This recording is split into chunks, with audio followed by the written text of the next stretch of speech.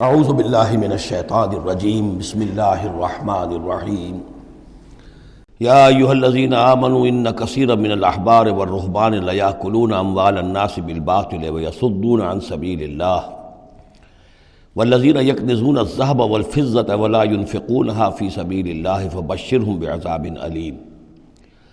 اس آیہ مبارکہ کے بارے میں یہ نوٹ کر لیجئے کہ اس آیت کے حوالے سے حضرت ابو ذر غفاری رضی اللہ تعالیٰ عنہ کی رائے قائم ہو گئی تھی کہ سونا اور چاندی اپنے پاس رکھنا مطلقاً حرام ہے۔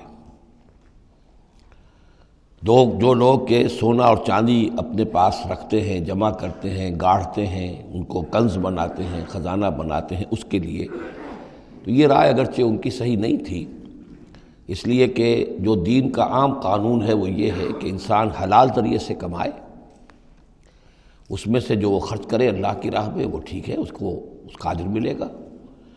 اگر وہ کچھ رکھتا ہے اپنے پاس تو وہ حرام نہیں ہے، بلکہ پھر یہ کہ وہ اس کی اولاد کو منتقل ہو جائے گا، قانون وراثت ہوگا۔ اگر اپنے پاس کچھ رکھنا ہی نہ ہو تو پھر وراثت کس چیز میں ہوگی؟ اس لیے قانون تو وہی ہے، البتہ یہ ہے کہ وہ جو کہا گیا ہے کہ اللہ کی راہ میں خرچ کرو، خرچ کرو، خرچ کرو، کتنا کرو، قل العفو، تو یہ ایک روحانی تعلیم ہے، اخلاقی تعلیم ہے کہ جمع نہ کرو، اللہ کی راہ میں خرچ کر دو۔ البتہ جو مال بھی آپ نے جمع کیا ہے، آپ نے حلال ذریعے سے کمایا تھا اور اس کی زکوٰۃ بھی آپ نے ادا کر دی ہے، تو وہ مال آپ اپنے پاس رکھ سکتے ہیں، خواہ وہ سونے اور چاندی کی شکل میں ہو۔ چنانچہ اسی پر پھر فیصلہ ہوا حضرت عثمان کے زمانے میں، اور چونکہ حضرت ابو ذر غفاری اس پر اڑے ہوئے تھے اور اس سے ایک فتنہ پیدا ہو رہا تھا مسلمانوں کے اندر، ایک اختلاف، تو پھر حضرت ابو ذر غفاری کو حضرت عثمان نے حکم دے دیا تھا کہ وہ مدینے سے باہر چلے جائیں۔ وہ پھر ایک صحرا میں کسی جگہ پر کٹیا ڈال کر رہتے تھے۔ میرے نزدیک اس آیت کا اصل محل اور مقام جو ہے اس کو سمجھنا چاہیے، اور وہ ہے ان لوگوں سے متعلق ہے یہ مسئلہ جو دین کا کام کرتے ہیں، احبار ہیں، رہبان ہیں۔ یہ لوگ اپنا وقت، اپنی صلاحیتیں، اپنی قوتیں لگاتے ہیں دین کے لیے۔ عام لوگوں کا معاملہ اور ہے، وہ کاروبار کر رہے ہیں، کوئی پروفیشن ہے، کوئی اپنا اور بزنس ہے، اس کے حوالے سے ان کے پاس آمدنی ہو رہی ہے۔ انہیں جو بھی آمدنی ہو رہی ہے وہ اللہ کے دین کی وجہ سے ہو رہی ہے۔ یہ اپنے پاس اگر رکھتے ہیں اور اپنا جائیدادیں بناتے ہیں اور دولت بناتے ہیں اور اپنے لیے پھر وہ اپنی نسلوں کے لیے اس کو وراثت میں منتقل کرتے ہیں، تو ان کے اوپر یہ آیت بعین ہی انہی الفاظ میں اس کا انطباق ہوگا، اس لیے کہ یہ سارا معاملہ احبار اور رہبان کے حوالے سے ہو رہا ہے۔ اس آیت کا سیاق اور سباق جو ہے کہ ظاہر بات ہے کہ ان کے لیے جو بھی کچھ ہے، یہ لٹمس ٹیسٹ یہ ہے، ہاں آپ اپنی ضرورت پوری کریں، جیسے حضور نے اپنی ضرورتیں پوری فرمائی، ازواج مطہرات کو بھی نان نفقہ دیتے تھے آپ اسی بیت المال میں سے، آپ اپنے عزیزوں کے ساتھ بھی کوئی حسن سلوک کرتے تھے تو وہیں سے کرتے تھے۔ کبھی بیت المال خالی ہے تو فاقہ بھی آ رہا ہے، لیکن ضرورتیں پوری کریں، جائیداد بنا کر نہ چھوڑ کر جائیں۔ یہ جو معاملہ ہے کہ اس کو جمع کیا جائے اور پھر وہ جائیداد بنے، میرے نزدیک آج بھی اگر آپ جاننا چاہیں علماء حق کون ہیں اور علماء سو کون ہیں، تو لٹمس ٹیسٹ یہ ہے، جو شخص اپنے دینی کیریئر کے نتیجے میں پھر جائیداد بنا کر اور دولت چھوڑ کر مرا ہو، وہ علماء سو میں سے لا محالہ، اس میں کسی شک و شبے کی گنجائش نہیں۔ میں اسے لٹمس ٹیسٹ کے طریقے سے بیان کر رہا ہوں۔ یوم یحمى علیہا فی نار جہنم فتکوی بہا جباہہم وجنوبہم، جس دن کہ ان کو تپایا جائے گا اس سونے اور چاندی کو جہنم کی آگ میں، اور پھر داغے جائیں گے ان سے ان کے پیشانیاں بھی اور ان کے پسلیاں بھی اور ان کی پیٹھیں بھی۔ ھذا ما کنزتم لانفسکم، یہ ہے وہ جو تم نے اپنے لیے جمع کیا تھا، لانفسکم فذوقوا ما کنتم تکنزون، تو مزہ چکھو اپنے اس کنز کا۔ ان عدت الشہور عند اللہ 12 شہرا، اللہ کے ہاں مہینوں کی تعداد 12 ہے، فی کتاب اللہ، اللہ کی شریعت میں، اللہ کے قانون میں، تکوینی بھی اور تشریعی بھی۔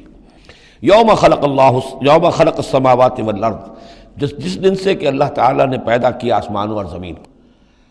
منہا اربعۃ حرم، ان میں سے 4 مہینے ہیں محترم، جن کو کہ اشہر حرم کہتے ہیں، جن میں جنگ وغیرہ جو ہے وہ جائز نہیں تھی۔ ذالک الدین القیم، یہ ہے سیدھا دین، ہمیشہ کا ضابطہ اور قانون۔ فلا تظلموا فیہن انفسکم، تو ان کے معاملے میں اپنے اوپر ظلم نہ کرو۔ وہ ظلم کیا کرتے تھے؟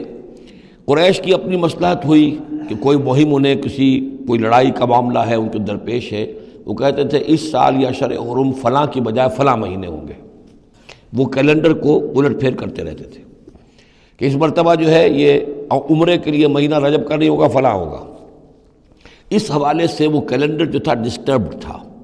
لیکن ہوا ایسا ہے قدرت خداوندی سے کہ جس سال آپ نے آخری حج کیا ہے حجۃ الوداع، تو اس سال وہ ساری جو غلطیاں ہوتی ہیں اس کے بعد وہ جو اس کا مجموعی اور آخری نتیجہ یہ تھا کہ صحیح جگہ پر وہ کیلنڈر آ گیا تھا. اسی لیے حضور نے اپنے خطبہ حجۃ الوداع میں کہا ہے کہ استدار الزمان کہیئتہ یوم خلق اللہ السماوات والارض.